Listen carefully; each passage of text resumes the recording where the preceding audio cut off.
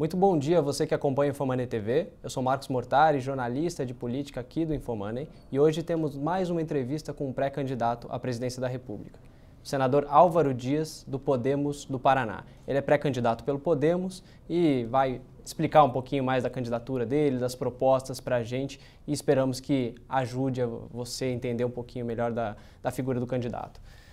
Senador, muito obrigado pela presença aqui, hein? É um prazer estar aqui.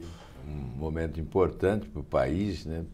Debater o seu futuro, falar dos sonhos e esperanças da nossa gente, né? Que vive uma tragédia política encomendada pelos desgovernos últimos, não é? Com base, sobretudo, na corrupção e na incompetência. Então, o país busca o melhor caminho para avançar na direção do seu futuro. Senador, uma questão importante. Como que o senhor viu essa desistência de Joaquim Barbosa? Ele saiu falando ainda que essa eleição não vai mudar muito os rumos do país. E, pelo contrário, o senhor aponta aí como um momento para a refundação da República, como o senhor tem colocado. E aí, como que a gente entende esse momento, de fato? Quais são as possibilidades de se renovar a República agora e que não foi possível fazer isso no passado? É compreensível a descrença, né? Porque, lamentavelmente, né, a corrupção, sobretudo, esse sistema corrupto, que é uma fábrica de escândalos, e os desgovernos, a incompetência administrativa, levou a população brasileira a desacreditar. E a generalização é quase sempre um hábito, né? Que eu considero um hábito impróprio, que deve ser, obviamente, alterado, porque se nós generalizarmos sempre, seremos injustos também quase sempre. Por isso, eu acredito na possibilidade da refundação da República, com bases sólidas no apoio popular. Há no inconsciente coletivo um movimento de mudança que pode se tornar avassalador e irresistível.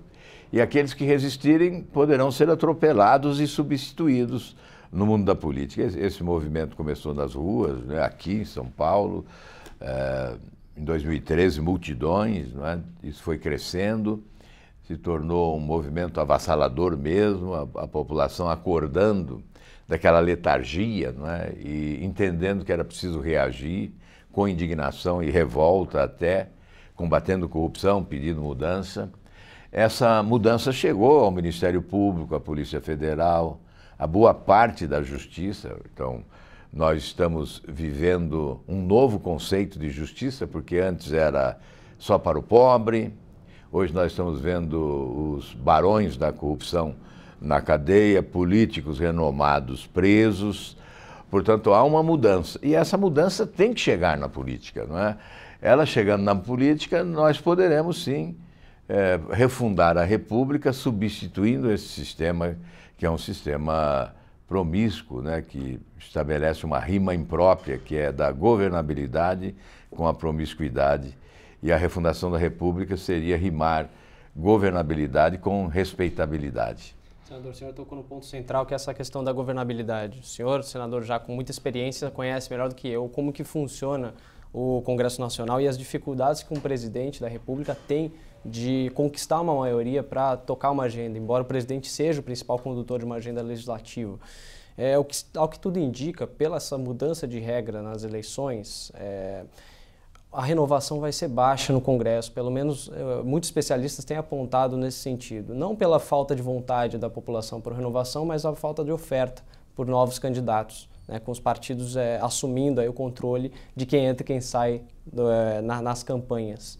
Como gerar essa nova governabilidade, como gerar essa nova república com essa situação posta que temos, essa conjuntura, esse pragmatismo, essa exigência de pragmatismo que temos? Eu já tive a experiência dos dois lados do balcão, né? Como governador de estado, é claro, num âmbito mais restrito, de uma unidade da federação, mas um estado muito importante, e pratiquei exatamente o que hoje eu proponho. Um governo qualificado tecnicamente, com pessoas com aptidão para cargo executivo, escolhendo os melhores para cada função, e eliminando o balcão de negócios, né? Impedindo essa relação de promiscuidade entre os poderes. Eu considero isso possível, exatamente porque acredito na força da sociedade. A maior arma e mais poderosa arma que tem um governante é o apoio da população. Com o apoio da população, você vai ao Congresso. E o Congresso se rende. Ele não rema contra a maré. Ele não resiste a essa pressão por mudança. E mais, eu não desqualifico totalmente nem mesmo esse Congresso. Lá existe, sim, corrupção. Uma parcela de parlamentares está envolvida, né? São parlamentares que são aí acossados pela Polícia Federal, pelo Ministério Público, serão julgados, obviamente. Mas se há lá corrupção é porque do outro lado da rua existe o corruptor, que é o presidente da República. Se o país elege um presidente honesto, com coragem de promover mudanças, certamente o Congresso vai reabilitar também o seu conceito. Eu não creio que o Congresso resista a essa pressão da sociedade e, obviamente, vai dançar a música tocada pela Presidência da República. É um regime presidencialista de força, não é? De poder. E o grande legislador do país acaba sendo o Presidente da República nesse modelo. Não haverá renovação, como você disse, a renovação será tímida. Primeiro porque houve uma rearrumação da legislação que favorece os atuais parlamentares, né? Esse fundo eleitoral, por exemplo. Outro impedimento de renovação é o foro privilegiado. O fim do foro privilegiado estimularia a renovação porque muitos parlamentares sequer disputariam as eleições. Então, esse retardamento na apreciação do meu projeto que apresentei em 2013, foi aprovado no Senado em maio do ano passado, está na Câmara desde junho, deveria ter sido aprovado já em agosto ou setembro e estaria produzindo resultados, inclusive ampliando esse espaço de renovação do Congresso. Mas eu repito, é possível sim mudar o comportamento do Congresso com a mudança do comportamento do Executivo, especialmente da Presidência da República. Já vou entrar nessa questão mais específica do foro privilegiado, mas ainda uma pergunta sobre governabilidade. O senhor aceitaria governar com apoio, tentaria uma coalizão com o PMDB, com o PSDB, com partidos tradicionais, o seu antigo partido até PSDB? Eu não faria essa coligação tradicional, né? Que, aliás, esse conluio partidário que contribuiu também para a consolidação desse sistema corrupto que levou o país a esse caos administrativo, né? Eu imagino que o próximo governo, que tem que ser mudancista, reformador, ele terá que ser suprapartidário. Esse é um modelo que certamente dará resultado. Trabalhar com os partidos, é possível trabalhar com os partidos, mas creio que trabalhar com os parlamentares é ainda mais viável, né? Os parlamentares de bem, aqueles que estão dispostos a contribuir para que o país mude, chegando à conclusão que ou nós mudamos ou seremos atropelados, então seremos substituídos. É uma questão de inteligência, não é questão de medo. O Ulisses Guimarães é que dizia, né? Só o povo mete medo nos políticos, né? Neste caso, é uma questão de inteligência e de sobrevivência. Aceitar essa tendência irreversível do momento.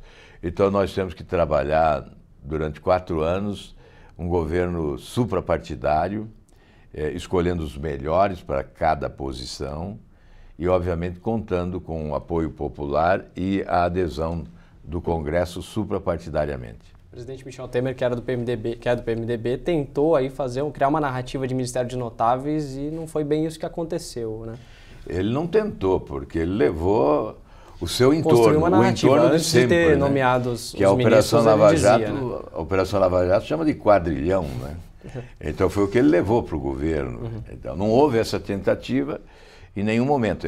Ele se tornou um especialista do sistema, até mais eficiente do que os anteriores.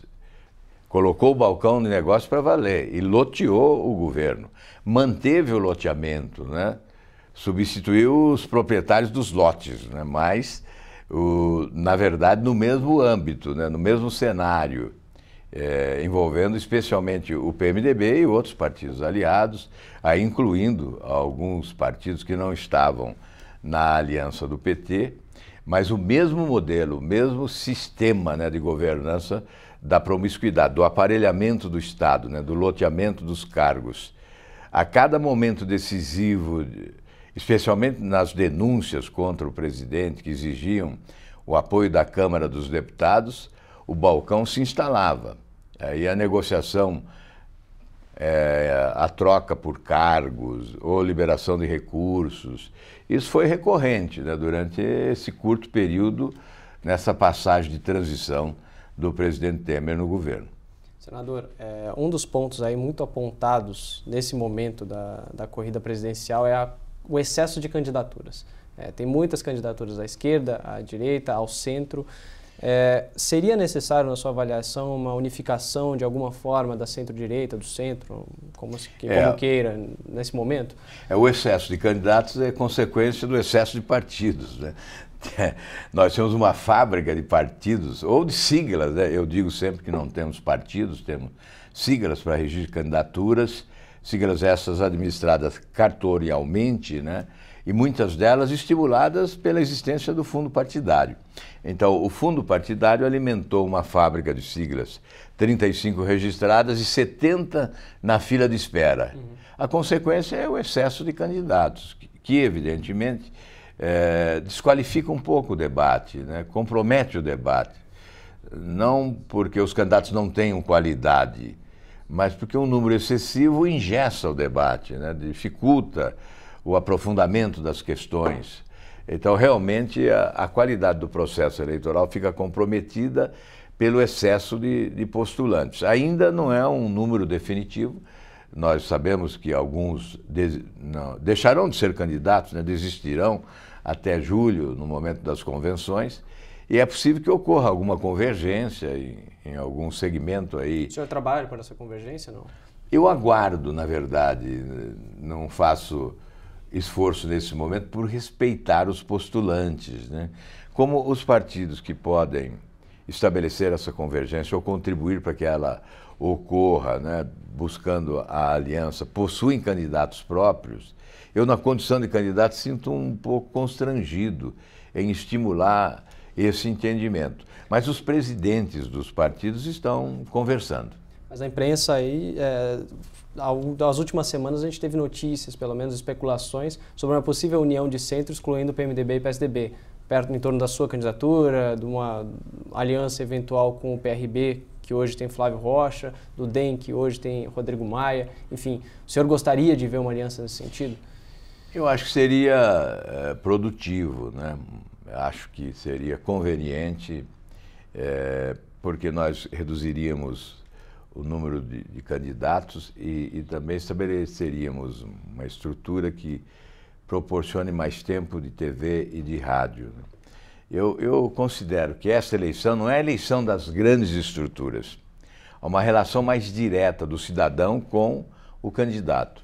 As estruturas serão vencidas, eu imagino, pela história, pelos precedentes, né? Ou seja, a falta de tempo de TV do seu partido, a pouca quantidade de deputados, a estrutura mais baixa, não preocupa o senhor nesse momento?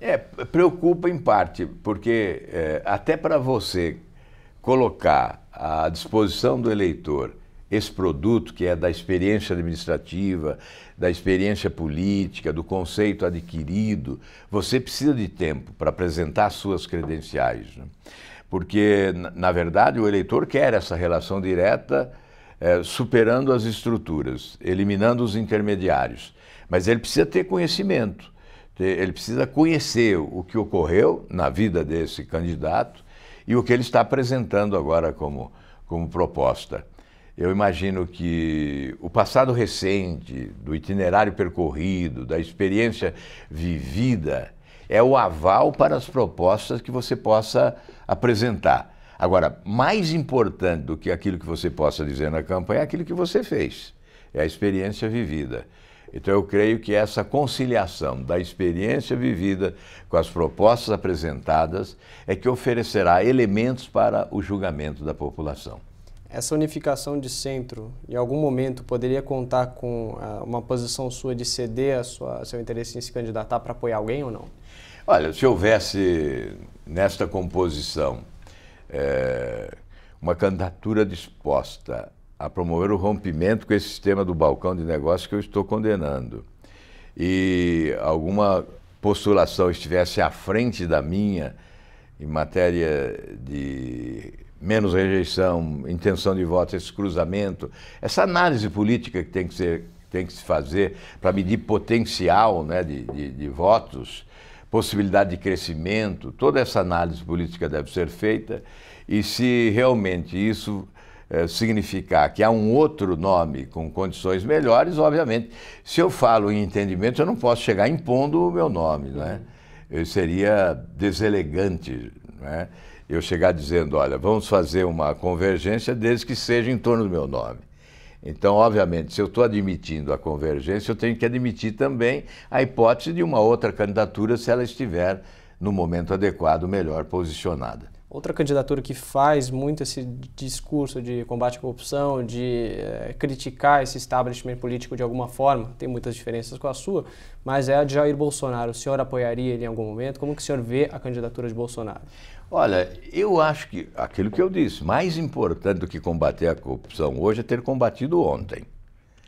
Então eu digo sempre para o eleitor, vá lá no YouTube e procure, se o candidato está combatendo a corrupção hoje, veja lá se ele combateu ontem, no governo Lula e Dilma. Porque hoje não vale mais. O combate agora é no outro terreno, agora é da construção. Nós vencemos uma etapa que era da denúncia, da investigação, da crítica, da auditoria, da representação ao Ministério Público, dos mandados de segurança. Nós fizemos isso. Eu fiquei 15 anos, desde os primeiros meses, já no 6º mês do governo do presidente Lula, do seu primeiro mandato, eu fui à tribuna fazer denúncias e apontar o que ocorreria no país. E passei, a partir de então, trabalhar para instalar CPIs, para que o Tribunal de Contas realizasse auditorias, requeri informações e representei ao Procurador-Geral da República em várias ocasiões. Só no caso da Petrobras foram 19 representações denunciando os principais atos de corrupção na empresa. Portanto, este legado é que tem que ser observado pelo cidadão. Hoje, nós estamos na fase da construção. O nosso objetivo hoje é oferecer alternativas de construção de uma grande nação. Isso faltaria na candidatura de Bolsonaro, na sua Aí avaliação fica hoje? a análise para o eleitor. Não, mas a sua avaliação para o também. analista e para o eleitor. Eu não faço análise de concorrente por uma questão, em primeiro lugar, de formação, né, de não atirar pelas costas, e até, se o concorrente merecer elogios, por uma questão de inteligência, você não deve elogiar o concorrente, você tem que derrotar o concorrente. Tá certo, senador. Por isso eu deixo a critério da própria imprensa a análise dos meus adversários e eu reservo meu tempo para falar o que eu penso sobre o Brasil, quais são os problemas mais cruciais, quais são as soluções mais possíveis, né, de serem adotadas. Senador, no seu discurso, pelo menos corrija-me se estiver equivocado, se tiver alguma interpretação que não seja de fato o que o senhor gostaria de expor. O senhor fala muito sobre uma conexão maior entre a sociedade e o governo eleito para tocar uma agenda, né? Você ter um respaldo popular para conduzir uma agenda para uma nova proposta aí de governabilidade respaldada pelo apoio popular. O senhor propõe, entre as suas primeiras algumas medidas, a questão de redução do número de parlamentares, que já é uma proposta sua que tramita no Congresso. O senhor não teme que esse tipo de iniciativa dos parlamentares, que é muito apoiada aí por parcela da sociedade, mas que tem efeitos que são questionáveis em termos de quantitativos, em termos de gerais, que isso acabe queimando um pouco do seu capital político no momento em que o presidente eleito vai ter pouca lua de mel, digamos assim, como se entende aí na política dos dias de hoje? Eu vejo isso como uma necessidade. Desde 99, eu venho apresentando e reapresentando esses projetos. Sem sucesso, eu creio que, se chegar à presidência da República, tem o dever. O Macron está fazendo isso agora na França, está conseguindo fazer. Eu acho possível, porque nós chegamos no limite. É aquilo que eu disse antes, ou nós mudamos ou seremos atropelados. Então, por uma questão até de sobrevivência, eu imagino que o próprio Congresso Nacional, os parlamentares, haverão de concordar conosco que esse é o momento para enxugar as estruturas, rever os orçamentos, eliminar os privilégios.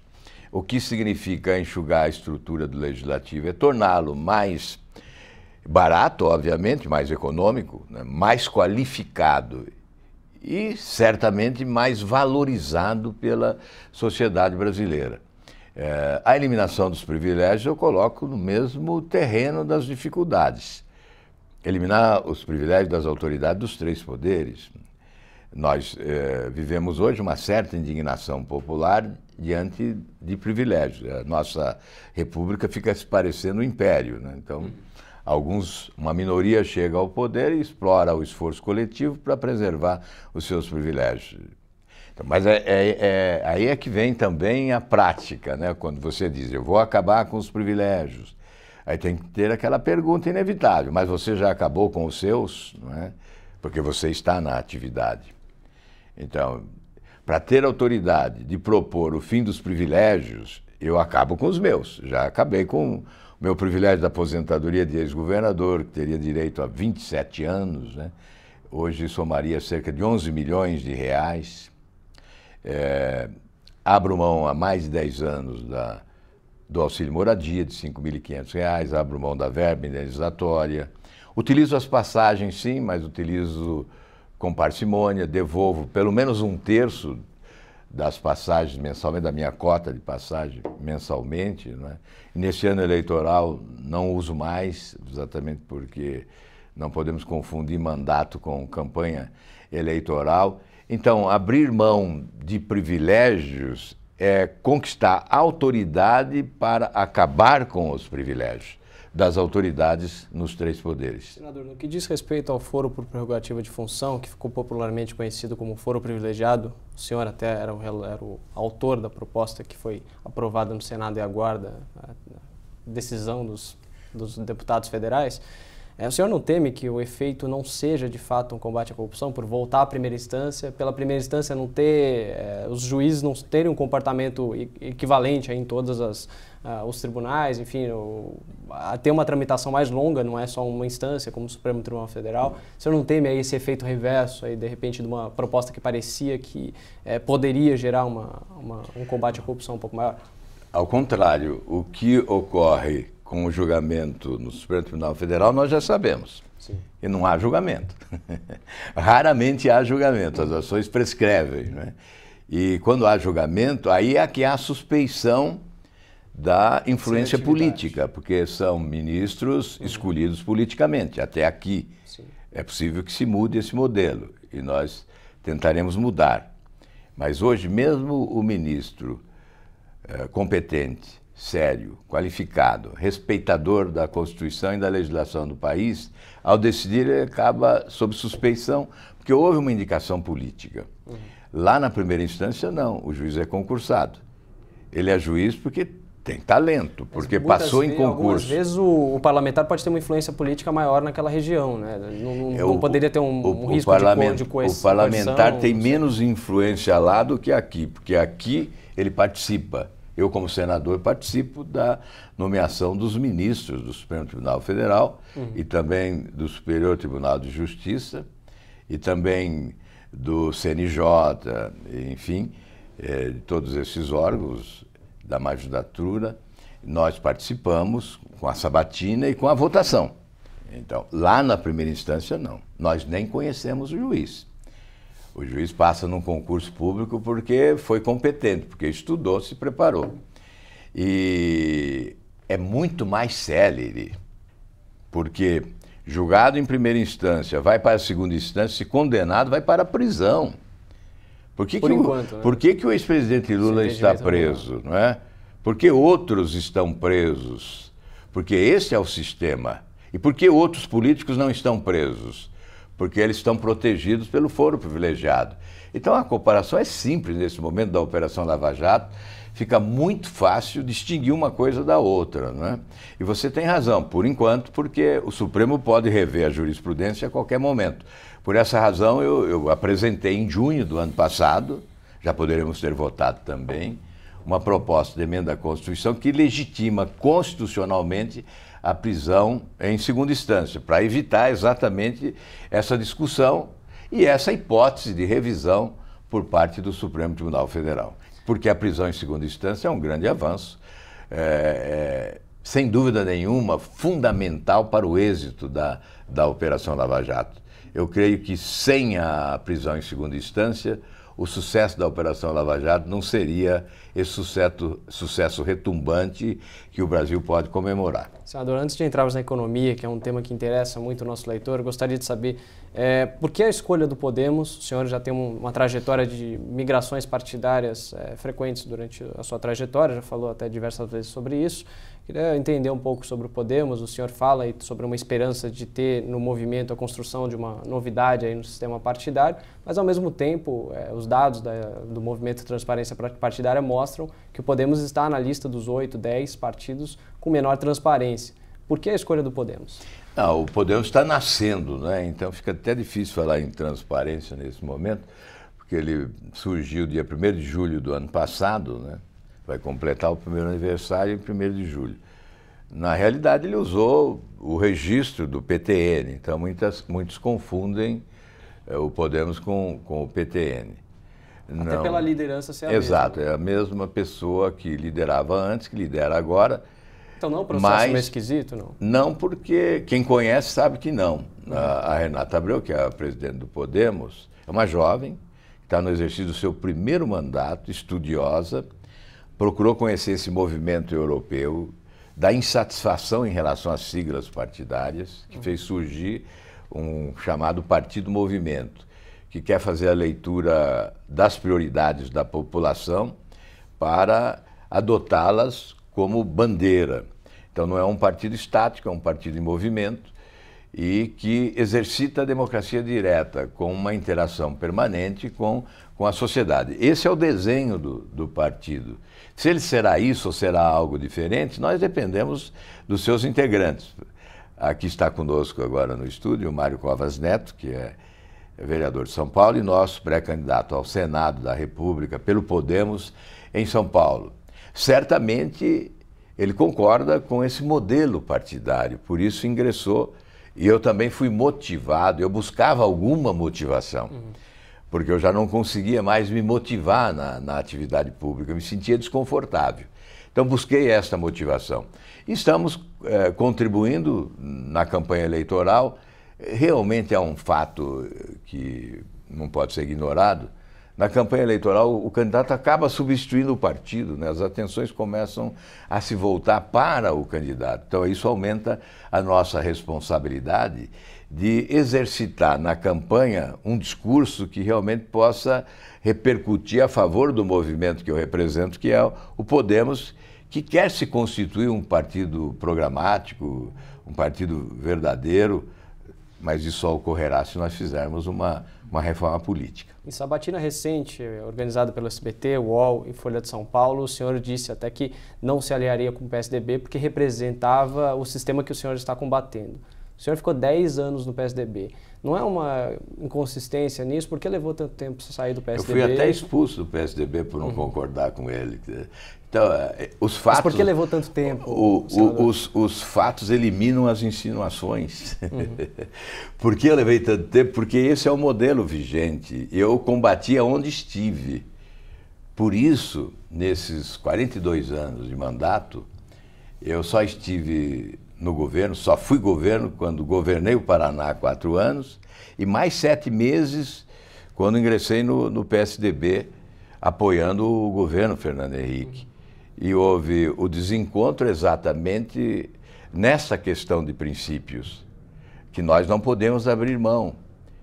Eu sempre combati corrupção e sempre entendi que a corrupção tem que ser investigada, é o mal que tem que ser colocado à luz para ser combatido.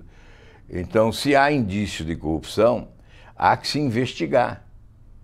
Na melhor das hipóteses, para comprovar que ela não existiu.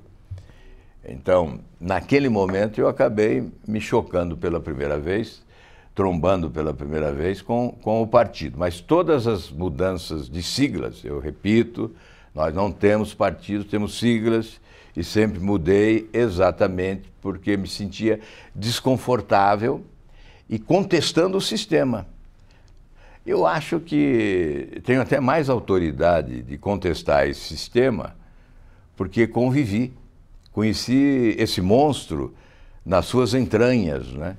E por esta razão eu tenho o dever de combatê-lo ardorosamente, e é o que estou fazendo. Se digo, olha, se fizer uma coligação com o PSDB é incoerente, porque eu estou combatendo o sistema e o PSDB é sustentáculo e beneficiário desse sistema. Por isso, essa coligação seria incoerente. Não há como sustentá-la diante da sociedade, mantendo esse discurso de substituição do sistema. O senhor se deparou em outro momento, dentro do PSDB, com algum indício, alguma forma que pudesse indicar, algum sinal de que pudesse indicar esse tipo de prática que o senhor não concorda? Não, a gota d'água foi quando surgiu a discussão do impeachment da presidente Dilma, né? Eu estava líder da oposição à época no Senado e participava das reuniões, e o meu discurso não era o mesmo do partido. Eu não podia mais falar quando seus colegas da imprensa me perguntavam posição do partido, eu dizia, olha, infelizmente eu não posso falar pelo partido hoje, eu posso falar em meu nome, porque a minha posição divergia.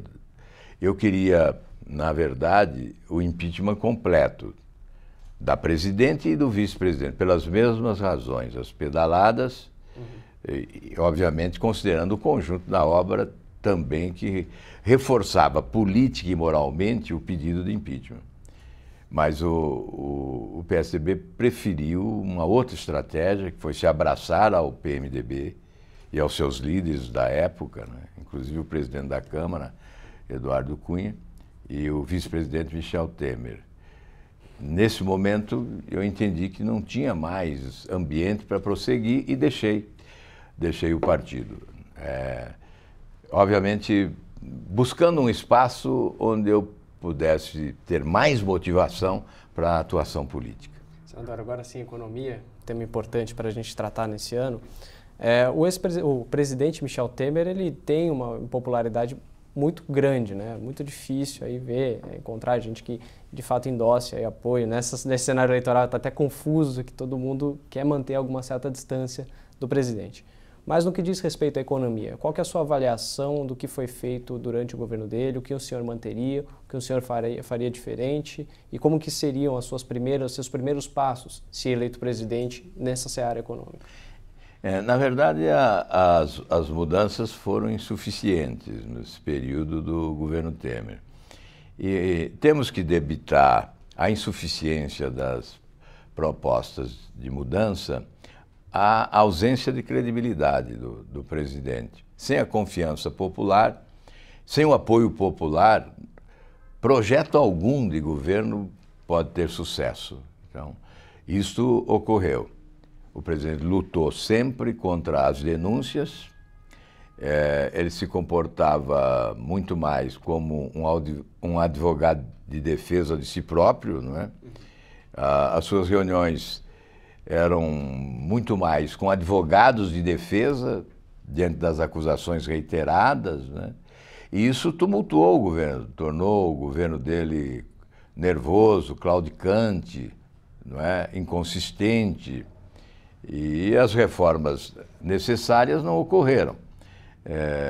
Nós tivemos alguns avanços, uma tentativa de controle dos gastos públicos. Num primeiro momento, depois isso se perdeu, não é? Porque a desarrumação começou há bom tempo, né? Lá por volta de 2007, 2008, quando se ignorou a importância do tripé macroeconômico, não é? A meta de inflação, a meta fiscal e o câmbio flutuante. A partir da flexibilização desse tripé macroeconômico, nós começamos a assistir à desarrumação das finanças públicas, aí com contabilidade criativa, com desonerações que afrontaram a lei de responsabilidade fiscal. Eu fui relator desta lei no governo Fernando Henrique, sendo oposição, e entendemos todos nós que esta lei de responsabilidade fiscal foi um avanço extraordinário, a mudança da cultura da gestão pública no país, não é? Mas essas desonerações afrontaram a lei de responsabilidade fiscal na medida em que ela impõe a necessidade de compensação com outra receita quando há renúncia a determinada receita. Então houve uma violência à lei de responsabilidade fiscal muito cara para o Brasil, né? 280 bilhões por ano, aí o novo presidente já vai assumir com um contrato celebrado de desoneração em 2019 de 306 bilhões, aí em 2020 de 330 bilhões. Esse déficit público vai crescendo assustadoramente, chegaremos a 2020 com um déficit público de mais de 800 bilhões, de 2014 a 2020, um déficit público sem correção de cerca de 800 bilhões de reais. Isso é muito grave. Além do aspecto fiscal, um dos pontos que não é tão abordado, mas que hoje em dia tem começado a ser discutido, é a questão do endividamento das empresas e das famílias, que atrapalha nessa retomada do crescimento. Qual que é a sua proposta para tentar dinamizar um pouco mais, fazer com que a economia tenha um avanço um pouco mais expressivo do que esse PIB de 1% que a gente tem visto? É um conjunto de reformas importantes, não é? Porque a análise tem que partir também da renda e da poupança. Em matéria de renda, nós estamos atrasados há mais de 20 anos. Né? Se nós buscarmos a renda que tínhamos há 60 anos, ela equivalia a 15% da renda americana. Se buscarmos exemplos no mundo, encontraremos vários, mas vamos citar dois aqui, Coreia do Sul e Taiwan. 60 anos depois. Há 60 anos, Coreia do Sul e Taiwan tinham uma renda comparativamente à americana, bem inferior à nossa. Agora, nós chegamos a 1/4 da renda americana, 25%, e Taiwan e Coreia do Sul, 60% e 70%, respectivamente, da renda americana. Veja a diferença. Mas todas as nações que evoluíram, conseguiram escapar da armadilha da renda média e alcançaram renda alta. E para que isso ocorra, e para que o nível de investimentos sejam suficientes e a produtividade atinja um patamar suficiente também, que proporcione, inclusive, a elevação da renda per capita, nós temos que ter uma poupança em torno de 24% do PIB. É o que ocorre com essas nações. O Brasil trabalhou com uma poupança interna durante bom tempo de 17%, insuficiente, portanto, mas hoje tem uma poupança em torno de 13% do PIB. Desde 2011 é decrescente. Estamos longe, portanto, de alcançarmos o percentual de poupança interna que nos possibilite investimentos, produtividade e aumento da renda per capita, que caiu na última crise mais 10%. Nós só vamos alcançar o índice de 2012 de renda per capita por volta de 2023 ou 2022, se tudo correr bem. Então, essas reformas todas é que poderão impactar favoravelmente ao crescimento econômico, que eu incluiria como essencial a reforma tributária. Essa é a força motora do novo desenvolvimento. Qual seria essa reforma tributária? Seria tirar um pouco a regressividade do sistema? Exato. Ela simplifica o modelo, né, e torna-se progressiva, tributando menos no consumo e mais na renda, e excluindo de tributação a cesta básica, medicamentos. Essa que está na Câmara é um modelo que com ajustes pode ser adotado, né, do IVA, do Imposto do Valor Agregado nacional, com uma transição para o subnacional, que envolveria aí ICMS, enfrentando a guerra fiscal, ISS, Mas não é só a reforma tributária, o ambiente de negócios, a recuperação da credibilidade internacional no combate à corrupção de forma efetiva, para que os recursos que se foram retornem, já que o Brasil é um país emergente e promissor e certamente atrai investimentos do exterior. O que nos impede de tê-los atualmente é exatamente os índices de corrupção. Estamos sempre em lugar de destaque no ranking dos países mais corruptos do mundo, e isso afasta investidores que escolhem países com índices menores de corrupção para os seus investimentos. Então é evidente que melhorar o ambiente de negócio também é desburocratizar, né? Hoje empreender é muito difícil, é difícil pagar imposto, é difícil importar, é difícil exportar, é difícil registrar uma empresa, extinguir uma empresa, é difícil registrar uma patente, 11 anos para registrar uma patente, cerca de 7 anos para registrar um defensivo agrícola. Então, na verdade, essa anarquia que há de empecilhos, de dificuldades, de obstáculos colocados à frente de quem produz é que impede o nosso crescimento econômico, capaz de gerar empregos, que é o grande drama hoje da maioria dos brasileiros, porque 52 milhões estão abaixo da linha da pobreza. Então é evidente que segurança jurídica, ambiente de negócios que estimule, isso tudo produzirá um efeito de crescimento econômico e de sustentabilidade. E, aliás, é muito importante, logo no início da gestão, o presidente da República convenceu o setor privado que ele pode caminhar com as próprias pernas nesse primeiro momento, até que a casa seja arrumada, com o saneamento financeiro, com o reequilíbrio das contas públicas, para que se possa caminhar paralelamente setor público e setor privado na direção do futuro do país. Imagino que são ações de natureza técnica importantes, mas também de natureza política, de convencimento, de comunicação. Por isso é importante que o presidente da República tenha capacidade de gestão, mas tenha também capacidade de comunicação, para convencer as pessoas que aquilo tudo que está sendo feito é em benefício delas. Já vou entrar nessa questão da comunicação na reforma da Previdência, mas antes, ainda na reforma tributária, o senhor falou sobre tributar mais a renda e menos o consumo. Mas tributar mais a renda seria criar novas faixas de alíquotas no imposto de renda, por exemplo? Seria tributar lucros e dividendos? Seria esse caminho que o senhor adotaria ou não? Isso pode se discutir, mas quando nós propomos uma reforma, nós temos que eliminar conflitos e não alimentar esses conflitos.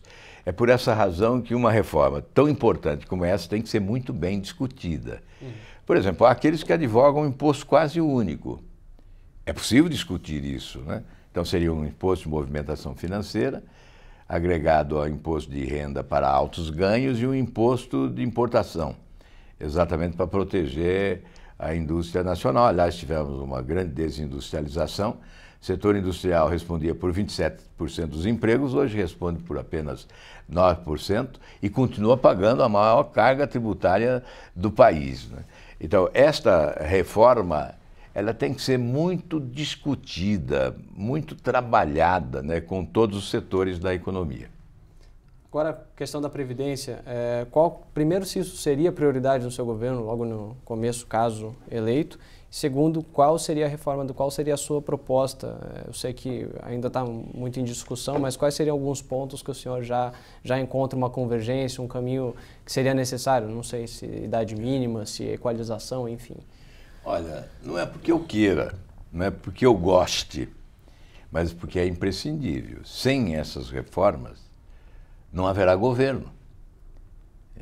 Haverá uma paralisação total da atividade pública. Os serviços públicos não poderão ser oferecidos. Hoje são precariamente oferecidos, serviços de péssima qualidade, principalmente se nós compararmos com o volume da receita, né? O valor que arrecada o governo, né? 40% de tudo que o país produz vai para os cofres públicos e 65% desaparece em 2 itens apenas: folha de pessoal e a Previdência. Então é evidente que nós temos que fazer essas reformas, começando pelo andar de cima, eliminando eliminando especialmente e como prioridade os privilégios das autoridades, para que se confira, aí sim, autoridade ao presidente da República para promover reformas que possam, eventualmente, desatender determinados interesses localizados. E aí a capacidade de comunicação do presidente de convencer as pessoas que desatendem aqui para atender logo à frente. Porque se nós não fizermos a reforma, à frente não teremos recursos para pagar as aposentadorias. Então, eu disse que 40% vai para os cofres públicos e 65% desaparece em 2 itens. E se considerarmos os outros de transferência de renda, chegaremos logo a 80%.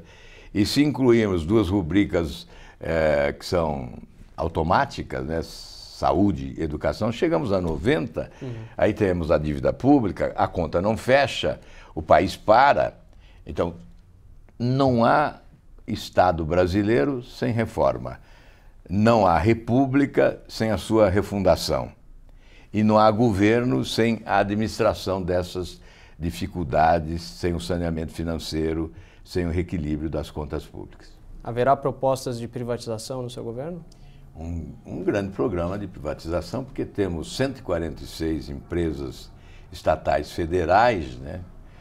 Eu não sei exatamente o percentual, mas é seguro que mais de 30% dessas empresas foram criadas durante os governos do PT, e muitas delas como cabide de emprego.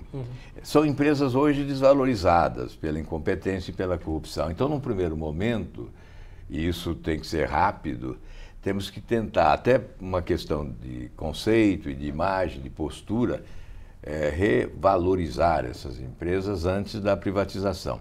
Mas é inevitável a privatização. Obviamente eu tenho defendido, não é mais segredo, né, que algumas empresas estratégicas devem ser preservadas. Aí eu incluo algumas instituições financeiras, como o Banco do Brasil, Caixa Econômica, BNDES, mais a Petrobras, né, que é uma grande empresa que já deu um lucro de 7 bilhões nesse trimestre, né, e que vai recuperando aos poucos a sua credibilidade internacional e o seu valor patrimonial. Teve uma queda aí pela metade do valor patrimonial, então, na verdade, ela foi privatizada pela corrupção, né, e agora ela está sendo reestatizada pela competência de gerenciamento do presidente da Petrobras, o Pedro Valente. Quando o senhor diz que a Petrobras é uma empresa que é estratégica, que não deve ser privatizada, o senhor acredita também que a Petrobras tem um papel econômico e até como instrumento do governo para algum determinado tipo de política, não? Sim, tem. Até nós discutimos muito isso, sobretudo quando se falou em pré-sal, né? E aí se discutia para onde os recursos iriam, se para a saúde, para a educação. Isso demonstra o poder da Petrobras como empresa produtiva, né? Capaz, inclusive, de alimentar o caixa do Estado brasileiro com o resultado. Nós podemos, obviamente, revalorizar a Petrobras, recuperar a sua credibilidade internacional, sempre foi notável, né? Principalmente no que diz respeito à exploração do petróleo em águas profundas. A Petrobras sempre teve um know-how respeitabilíssimo internacionalmente, não é? Os quadros técnicos da Petrobras sempre foram muito elogiados. Ela foi assaltada exatamente por esse modelo espúrio de loteamento, né, dos agentes públicos, políticos ou não, mas agentes públicos, né, que foram assaltantes da Petrobras nos últimos anos. Então, se nós recuperamos a Petrobras e privatizamos, certamente ela continuará estatal, porque certamente será adquirida por uma empresa estatal chinesa ou por uma empresa estatal norueguesa, continuará estatal falando outro idioma. O que nós podemos, evidentemente, é privatizar o entorno da Petrobras, as subsidiárias, distribuição, prospecção, exploração de petróleo, sem, obviamente, abrir mão desse comando que tem que ser do Estado brasileiro, uma questão de segurança, uma questão de soberania, de interesse econômico e social. Acho que é fundamental agir dessa forma. estabelecendo o que deve ser privatizado imediatamente, o que deve ser privatizado um pouco depois e o que não deve ser privatizado em nome do interesse nacional. Nesse momento, uma das últimas medidas, digamos assim, econômicas do governo, antes das eleições, é a privatização, a tentativa de privatizar a Eletrobras. Qual que é a sua posição a respeito? Se privatizar agora, prejuízo. Na Bacia das Almas será essa privatização. Preço muito aquém do patrimônio. Portanto, primeiramente, o que se deveria estar sendo discutido é a recuperação da Eletrobras, que foi desvalorizada pela incompetência e pela corrupção. E o que se vê é a tentativa de privatização precipitada, por exemplo, que já tivemos algumas, sem considerar o múltiplo uso das águas. Aí você vai privatizar o Rio São Francisco. As águas do Rio São Francisco não pertencem à Eletrobras, elas não se destinam apenas à produção de energia, ao consumo também, fundamental, à irrigação. Enfim, nós temos que analisar o conjunto das consequências, né? O fortalecimento, a recuperação da Eletrobras é a prioridade. Discussão de privatização fica para depois. O senhor fala sobre setores estratégicos, que muitos deles o senhor não gostaria de ver uma privatização. Como fazer uma gestão que não tenha esses casos que o senhor mesmo citou, que vimos na Petrobras, principalmente, na Eletrobras, enfim, como manter essas empresas como estatais, mas sem essa gestão que acabou conhecida no caso da Operação Lava Jato, por exemplo? Eliminando essa interferência política, partidária ou sindical, né? Porque ultimamente foi isso que ocorreu. Não há por que admitir essa ingerência na administração pública.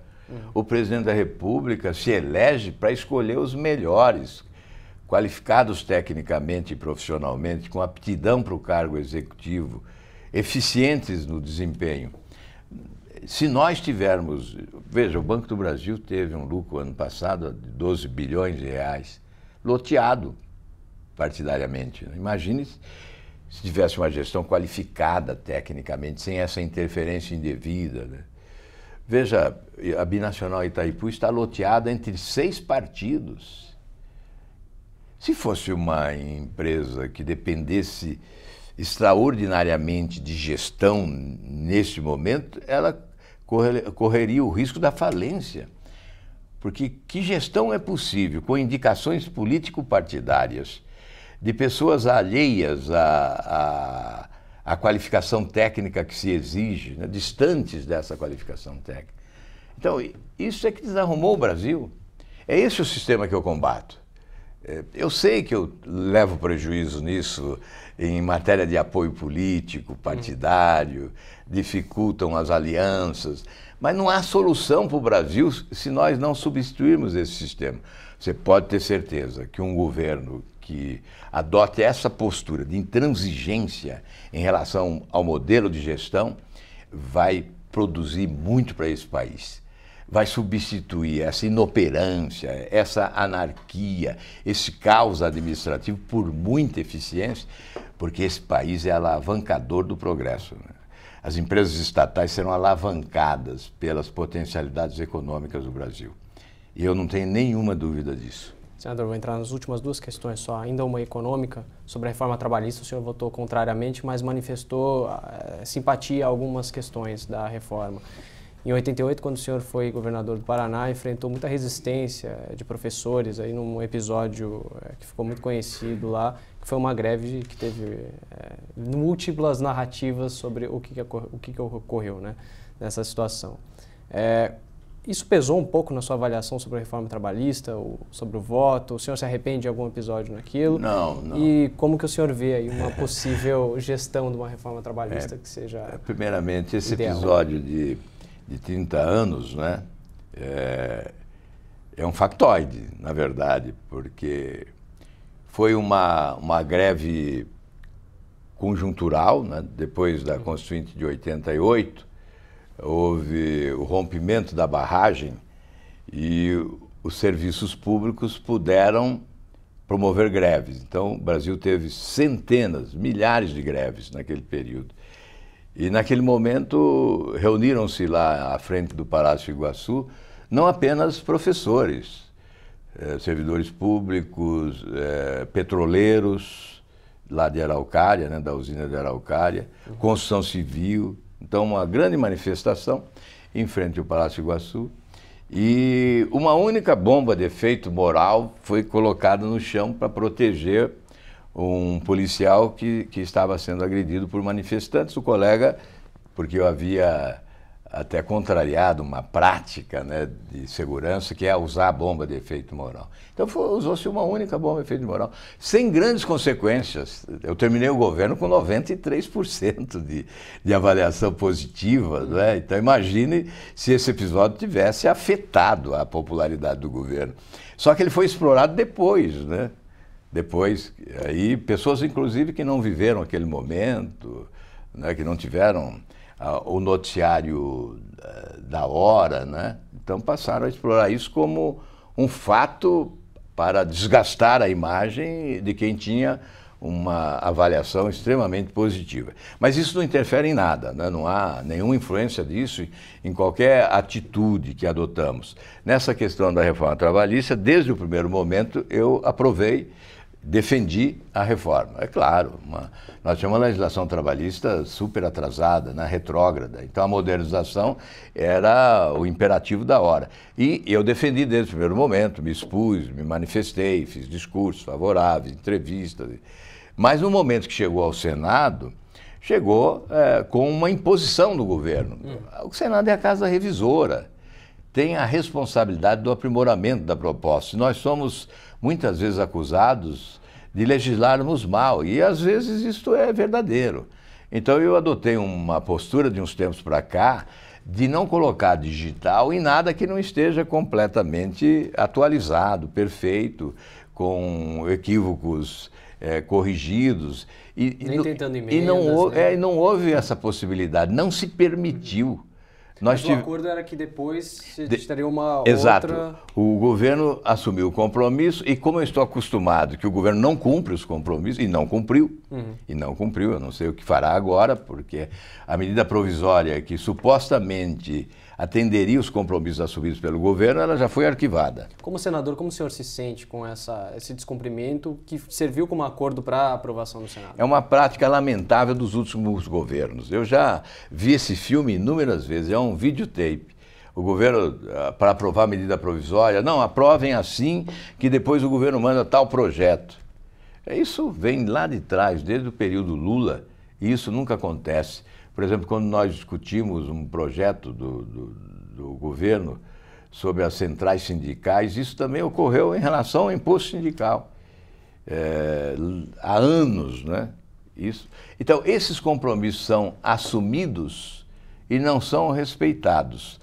Ocorre que, quando eu vi que o projeto da reforma trabalhista estava aprovado por larga margem de votos e que o meu voto não oferecia risco nenhum à rejeição, porque se oferecesse eu votaria favorável, porque evidentemente com equívocos, mas um avanço, eu tenho que considerar que houve avanço.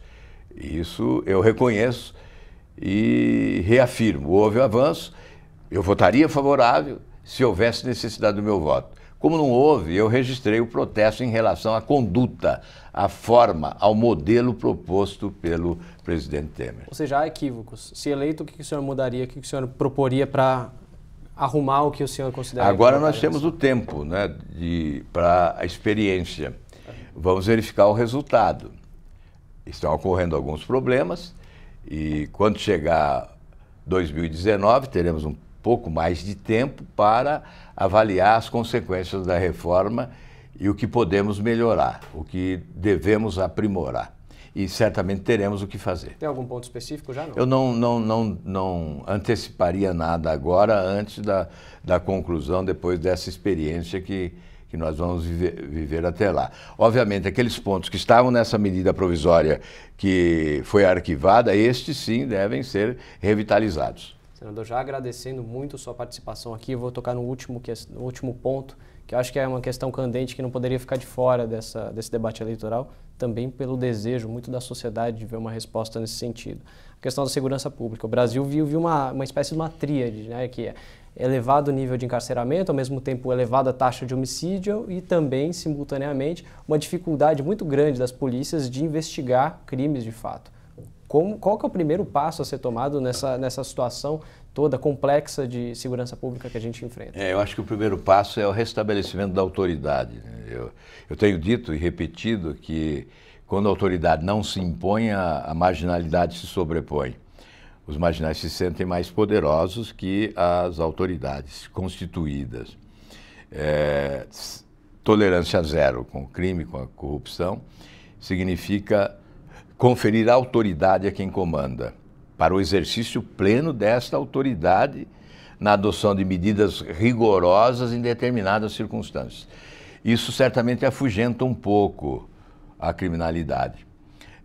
Obviamente não basta, existem outras medidas que devem ser adotadas numa política de Estado e não de governo. A política de segurança é essencialmente uma política de Estado, que envolve responsabilidade da União, dos estados e dos municípios, que estabelece uma interação entre as instituições policiais, todas elas, de cima a baixo, e que obviamente considera importante um serviço de inteligência, que exige investimentos significativos, que precisa, portanto, de um caixa, que hoje está raspado, e por isso a refundação da República, a substituição do sistema, as reformas necessárias para o saneamento financeiro e o direcionamento dos orçamentos com prioridade a setores essenciais como o da segurança, né? Veja, lá na faixa de fronteira há o SISFRON, que é um sistema de monitoramento que exigiria a aplicação de 12 bilhões de reais. Os recursos não existem, então uma previsão de conclusão para 2020, já há novo cronograma para 2035. Imagine em 2035, equipamentos sofisticados adquiridos hoje estarão defasados, então desperdício. Esta incompetência de gerenciamento é que faz crescer a violência, sobretudo nessa faixa de fronteira por onde passa o tráfico de drogas, o contrabando de armas, e há uma fronteira enorme de mais de 13 mil quilômetros, né, desprotegida, a serviço da marginalidade. Portanto, são necessárias outras providências de formação dos agentes públicos que tratam da segurança, o armamento do Estado, evidentemente, moderno, né, e a valorização do profissional de segurança, com salário compatível com a atividade de risco que ele exerce, e tudo isso exige recursos.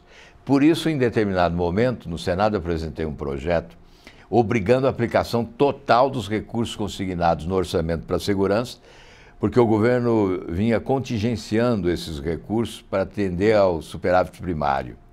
E, obviamente, os recursos se tornaram escassos. A obrigação da aplicação total sob pena de crime de responsabilidade estaria sujeito ao presidente da República e o ministro da Justiça, e impeachment no presidente, né? Esse projeto foi aprovado no Senado e parou na Câmara desde o tempo de Mantega, ministro da Fazenda, portanto faz bastante tempo, né? Mas isso mostra que a questão financeira, de financiamento das políticas de segurança pública é essencial e nós temos que tratar disso também. Senador, muito obrigado pela sua participação nesse programa. Espero que tenha ajudado o leitor a entender um pouquinho melhor do seu programa. Obrigado mesmo. É o que eu espero e agradeço a oportunidade. Muito obrigado. A você que nos acompanhou, entrevistamos o senador Álvaro Dias, pré-candidato à presidência da República pelo Podemos. Ele é senador do Paraná. Muito obrigado pela audiência. Esperamos contar com a sua participação no próximo programa.